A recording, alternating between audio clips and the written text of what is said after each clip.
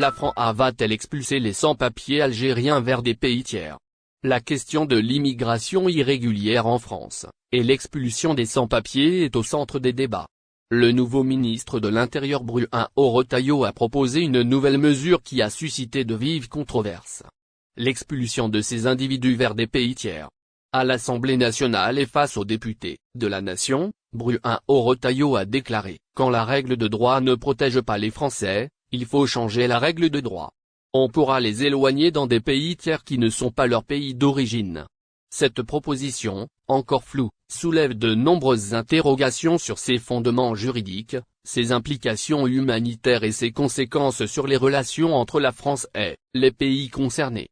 L'option d'expulser vers des pays tiers est principalement motivée par les obstacles juridiques et diplomatiques liés aux expulsions directes. De nombreux pays dont l'Algérie refusent de reprendre leurs ressortissants, ce qui complique le processus d'expulsion. En conséquence, l'idée d'utiliser des pays tiers comme destination temporaire pour ces sans-papiers serait envisagée.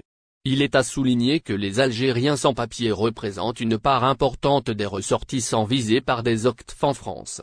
En cause, les relations diplomatiques entre la France et l'Algérie sont souvent tendues, rendant les expulsions vers l'Algérie difficiles. Des désaccords entre les deux gouvernements bloquent ou retardent le processus de renvoi. Est-ce possible d'expulser des sans-papiers vers des pays tiers? Cependant, l'idée d'expulser des sans-papiers vers des pays tiers se heurte à des obstacles juridiques importants.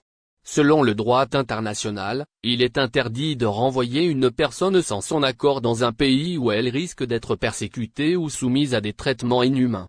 Même si la France parvient à établir des accords avec ces pays tiers, elle doit avoir l'accord du ressortissant expulsable et garantir que les droits fondamentaux de ces individus seront respectés après leur expulsion. Par ailleurs, l'allongement de la durée de rétention dans les centres administratifs a été proposé comme moyen d'accélérer le processus d'expulsion.